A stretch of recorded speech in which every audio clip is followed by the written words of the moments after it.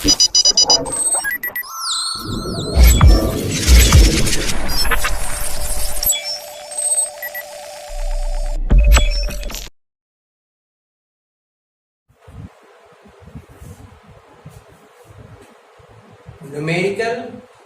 और डेरिवेशन।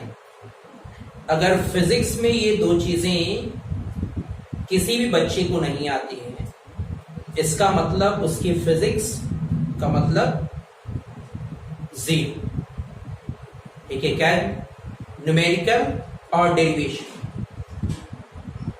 तो स्वागत है बच्चों आप सभी का मेरे चैनल ASK ग्रेविटी।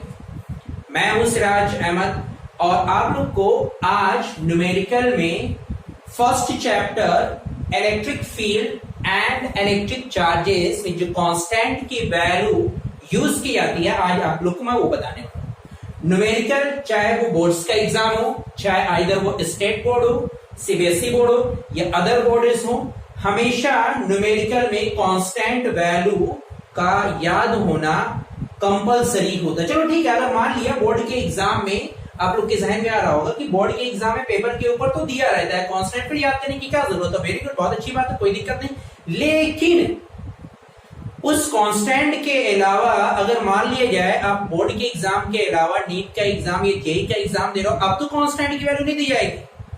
आप यहां तक क्यों सोच रहे हो? आप ऊपर तक सोचो, अपने फ्यूचर को अभी डिसाइड करो, फिर आगे की तरफ मेहनत करते रहो, वहां तक जाना आपको। ठीक है, तो ये बात याद रखना बेटा, ये मत सोच के बैठना कि पेपर में आपको कांस्टेंट दिया रहता है। याद भी होना बहुत जरूरी है। पेपर में दिया रहेगा, आपकी किताब के सिर्फ पहले चैप्टर के फर्स्ट पेज पे वो दिया रहेगा, न्यूमेरिकल के पहले पेज पे। उसके अलावा पूरी किताब ढूंढ डालोगे, कहीं नहीं मिलेगा वो। फिर आप बार बार पन्ना पलटना, बार बार पन्ना पलटो, उसको देखो कहां पे कहां कांस्टेंट कहां लिखा हुआ, ये अच्छा अब लाओ लिखे, गए तुम्हारा 2-3 मिनट। ठीक है बेटा, तो पहली चीज क्या करना है, कांस्टेंट की वैल्यू न्यूमेरिकल के लिए मस्ट है।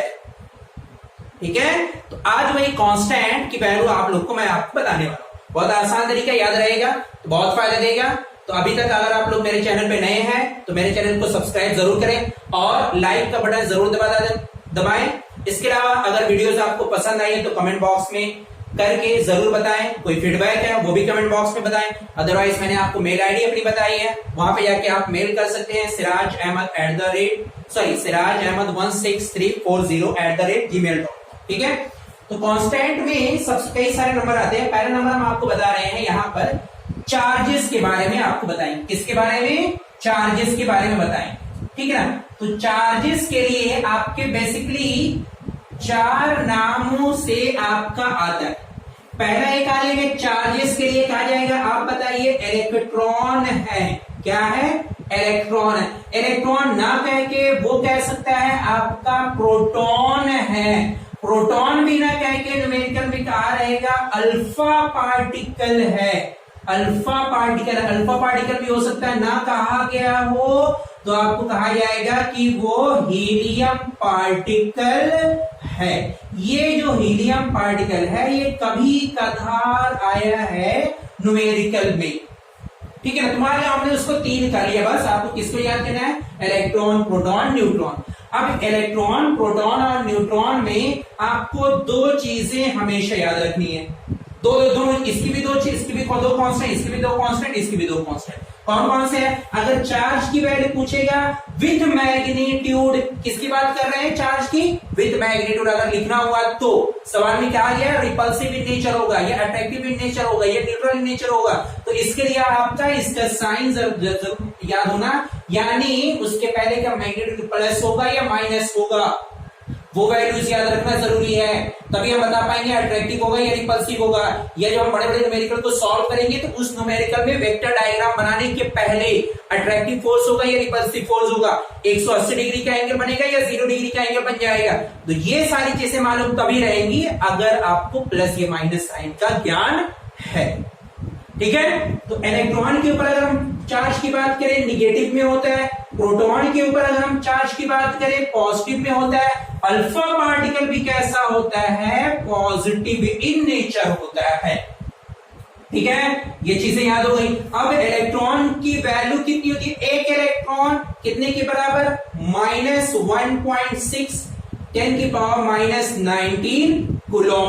प्रोटॉन पे बस ये माइनस में है, यहां पे प्लस में आ जाएगा, बहुत आसान हो गया। प्लस में कितना? 1.6 10⁻⁻19 कूलम। देखो इलेक्ट्रॉन पे 1.6 10⁻⁻19, प्रोटॉन पे प्लस 1.6 10⁻⁻19। अब अगर अल्फा पार्टिकल की बात है, इसी का दुगुना कर दो, मतलब कितना? 1.6 है, इसी का दुगुना कर दो, 2 टाइम्स कर दो, कितना आ जाएगा बेटा? 3.2 इंटू 10⁻⁻19 कूलम पॉजिटिव। हो गया।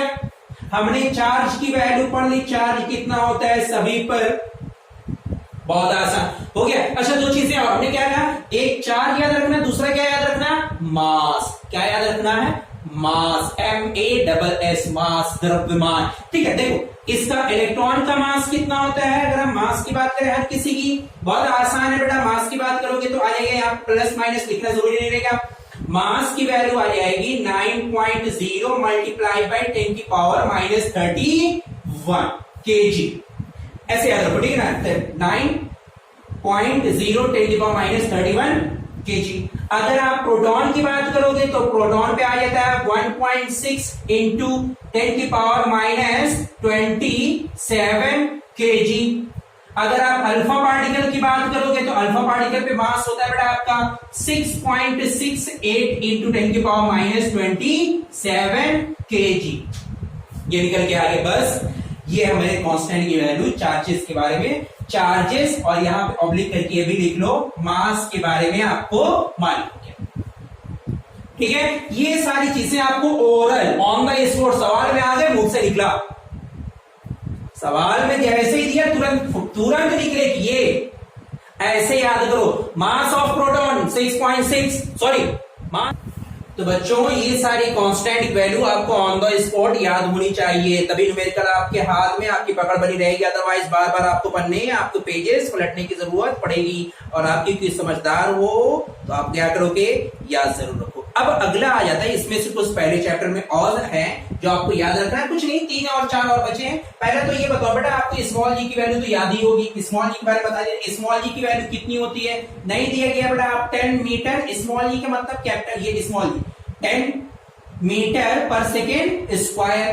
कैपिटल जी की वैल्यू आ गया बेटा, पहले चैप्टर में कितना होता है? 6.67 into 10⁻11 Newton metre square per kilogram square. याद रहेगा बेटा आपको। स्पीड ऑफ लाइट की वैल्यू बहुत बचपन से बेटा, इतने छोटे से थे तब से आपको पढ़ाया गया है। स्पीड ऑफ लाइट कितना होता है? 3 इंटू 10⁵ किलोमीटर पर सेकेंड, या इसको आप लिखे रहोगे 3 इंटू 10⁸ मीटर पर सेकेंड। तुरंत ऑन द स्पॉट ये सारी चीजें। अब इसमें कुछ कांस्टेंट और ऐड कर दिया गया है। एक का नाम आ जाता है बेटा 1/4 पाई एप्सिलॉन नॉट की वैल्यू कितनी होगी। दूसरा आ जाता है बेटा आपका एप्सिलॉन नॉट की वैल्यू कितनी होगी। बस ये 2 टॉपिक और आप याद कर लो, उसके बाद आपका टॉपिक फिनिश। न्यूमेरिकल के लिए सारी चीजें जान है, उसकी बैकबोन, उसकी रीढ़ की हड्डी है ये सारी चीजें।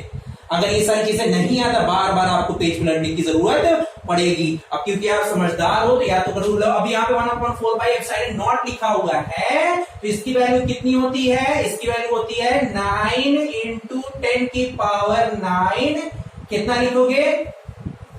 Newton metre square per kilogram square, coulomb square, sorry newton metre square per coulomb square. Epsilon naught की वैल्यू कितनी होती है? एप्सिलॉन नॉट की वैल्यू होती है 8.85 इंटू 10⁻⁻12। ठीक है, और क्या आ जाएगा? कूलम स्क्वायर पर मीटर स्क्वायर न्यूटन, या न्यूटन पर मीटर स्क्वायर। इसका ऐसे ही लिख लो, क्योंकि आपके एग्जाम में या वहां कहीं देखोगे बेटा तो न्यूटन पर मीटर स्क्वायर ऐसे लिखा हुआ दिखेगा।